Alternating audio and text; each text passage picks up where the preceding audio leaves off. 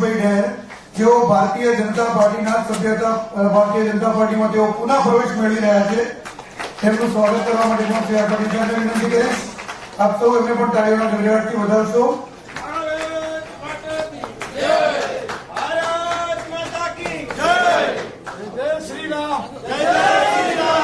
વિનંતી કરીશ કે તેઓ આપ સૌને સંબોધન કરશે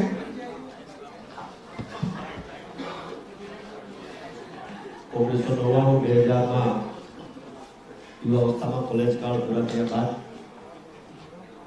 મારા પિતાજી વિશ્વ હિન્દુ પરિષદના પ્રમુખ અને મને પણ ભજન દળમાં એ સમયે કામ કરવાનો મોકો મળેલો. ત્યારબાદ કચ્છના ભૂકંપ વખતે બજરંગ દળના કાર્યકર્તાઓને લઈને સતત ત્યાં રહ્યા. 2003માં એક્ટિવ પોલિટિક્સમાં આવી અને 2010 સુધી યુવા મોરચાના કાર્યકર્તા તરીકે જિલ્લામાં કામ કરવાનો મોકો મળ્યો. સુરતના પ્લેગ વખતે પણ અમરેલી જિલ્લાના યુવા મોરચાના તમામ કાર્યકર્તાઓની જવાબદારી લઈને અંદાજે 8 દિવસ જેટલો સમય સુરતના પ્લેગ વખતે ત્યાં કચરો ઉપાડવાનું કામ પણ કરવાનો અનુભવ અને ભારતીય જનતા પાર્ટીમાં મળ્યો છે.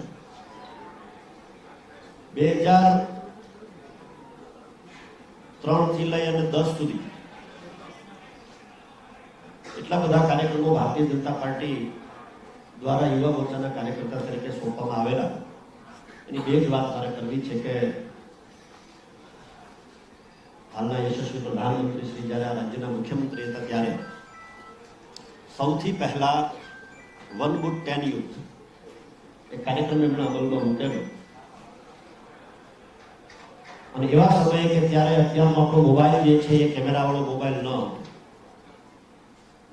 એવા સમયે અમરેલી જિલ્લાને પાયલોટ પ્રોજેક્ટ તરીકે મૂકી અને અમરેલી જિલ્લાના એક ગામની અંદર રૂબરૂ યુવા મોરચાના કાર્યકર્તાઓ સાથે જઈને પ્રવાસ કરીને એ સમયે પણ કામ કરેલું.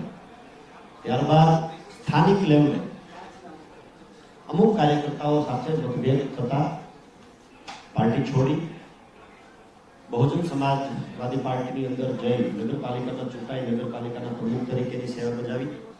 ત્યારબાદ સમાજવાદી પાર્ટીમાં જઈ નગરપાલિકાનું સફળ સંચાલન કર્યું અને ત્યારબાદ 2017માં કોંગ્રેસ પક્ષે વિધાનસભાની ટિકિટ આપી અને ધારાસભ્ય થયો ત્યારે પણ મારા વિસ્તાર સહિત સમગ્ર ગુજરાતને સ્પર્ધા પ્રશ્નો વિધાનસભામાં અસરકારક રીતે બિલો ધ બેલ્ટ ન જઈને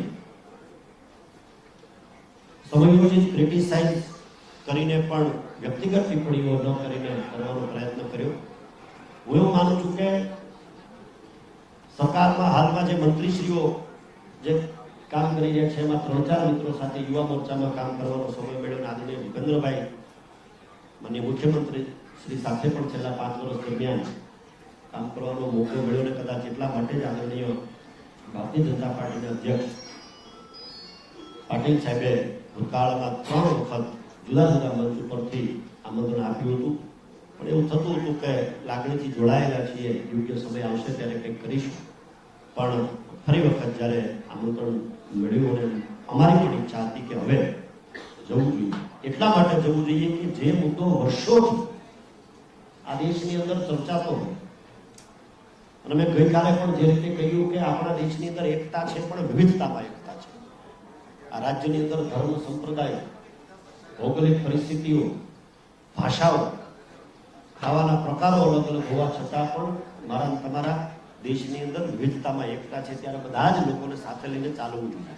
પણ ક્યાંક ને ક્યાંક કોંગ્રેસના મોવડી મંડળને નજીકના લોકોએ અમુક બાબતોની અંદર જે મિસગાઈડ કર્યા અને રામ મંદિરના પ્રાણ પ્રતિષ્ઠા મહોત્સવ પ્રસંગે જે સ્ટેટમેન્ટ જે આવ્યું ત્યારે ખૂબ આઘાતજનક અને નિરાશાજનક મારા સહિત ઘણા બધા કાર્યકર્તાઓ પર રહ્યું અને ખાસ મારા પરિવારમાં.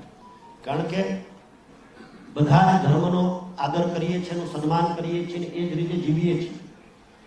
જ્યારે આપણી કોઈ વાત હોય ને એની અવગણના થાય ત્યારે ચોક્કસ પ્રમાણે ઘરના મોભીઓ પણ નારાજ થાય અને ઘરના મોભી જો નારાજ થાય તો મને એવું લાગે છે કે વ્યાજબી નહીં. એટલા માટે આ નિર્ણય મેં ચોક્કસ પ્રમાણે કર્યો છે એવું કહું છું. ને ત્યારે પણ કોઈને જે પાર્ટીમાં મેં ભૂતકાળમાં કામ કર્યું છે એમાં કોઈને દોષ દેવા માંગતો નથી, કોઈનું ખરાબ બોલવા ઈચ્છતો નથી. કારણ કે આપણે એ માટે રાજનીતિમાં નથી. રાજનીતિમાં એટલા માટે છીએ કે કંઈક કરવું છે.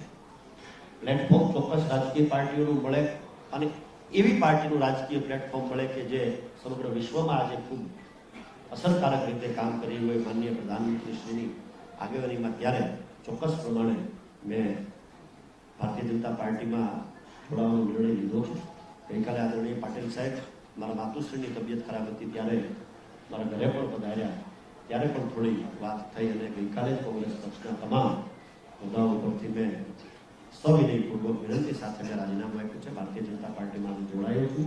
વાત હતી કે મારા મત વિસ્તારના ઘણા બધા કાર્યકર્તાઓને જોડાયો, તો મેં આદરણીય પાટીલ સાહેબને વિનંતી કરી છે અને જો આવતીકાલનો સમય એમણે આપ્યો છે એ મુજબ જો થશે તો આવતીકાલે રાજુલા વિધાનસભા મત વિસ્તારના સંખ્ય કાર્યકર્તાઓ સાથે જોડાવાના છીએ અને રાજકીય સફર 24 વર્ષથી શરૂ થયેલી 2003માં એમ તો યંગેસ્ટ મ્યુનિસિપલ ઇન્ડિપેન્ડન્ટ પર્સનેટ ઇન ગુજરાત ત્યારે હતો ને એક ક્ષણ મને બરાબર યાદ છે. 2004માં મોદી સાહેબ જ્યારે અમરેલી જિલ્લાના પ્રવાસે ગયા ત્યારે આખા ગુજરાતમાં સૌથી નાની વયે કોઈ નગરપાલિકાનો પ્રમુખ હોય અને ત્યારે મોદી સાહેબે મારું સન્માન કર્યું બરાબર યાદ છે. જે વિચારધારાથી આગળ વધી રહ્યા છે, સર્વજન હિતાય સર્વજન સુખાય, એ મુદ્દાને ધ્યાને લઈને કામ કરવું છે. ભૂતકાળની અંદર જે પાર્ટીમાં હતો કે આજે જે પાર્ટીમાં છું તે કોઈ કાર્યકર્તાઓ સાથે કોઈ બાબત ક્યારેય મતભેદ થયા નથી અને કદાચ એવા કોઈ મતભેદ ક્યાંય હોય તો સંવાદથી બધા જ મતભેદોને દૂર કરી શકાય છે. તો બધી જ બાબતથી સંવાદ કરી અને કરીશું, કારણ કે કોઈ પણ રાજકીય પાર્ટીઓનું ધ્યેય જે છે જનતા જનાર્દનનું ભલું થાય, વંચિતો, પીડિતો, શોષિતો, ઉપેક્ષિતોની સેવા કરવા માટેનું માધ્યમ આ પ્લેટફોર્મ છે. ત્યારે ભારતીય જનતા પાર્ટીમાં ફરી વખત મારે સ્વગૃહે પરત કરવાનું છે. ત્યારે હું ચોક્કસ પ્રમાણે કહું છું કે આગામી સમયમાં I want to prove my self કે મને કુદરતે જે માણસ તરીકે અહીંયા મોકલ્યો છે અને મારે પ્રૂવ કરવું છે.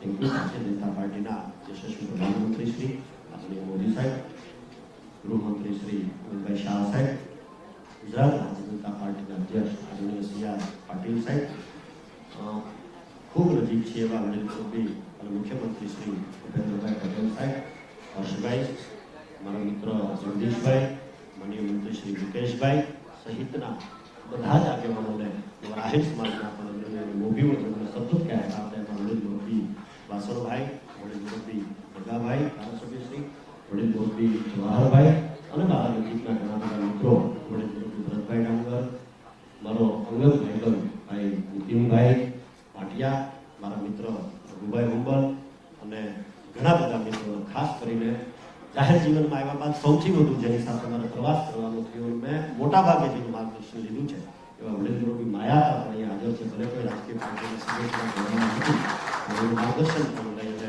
આ નિર્ણય કર્યો છે. આશા રાખું છું, અપેક્ષા રાખું છું કે આવનારા સમયની અંદર પાર્ટી જે કોઈ જવાબદારી સોંપશે, નાના કાર્યકર્તા લઈને બીજી ત્રીજી કાંઈ તો ચોક્કસ પ્રમાણે નિષ્ઠા અને પ્રામાણિકતા સાથે આગળ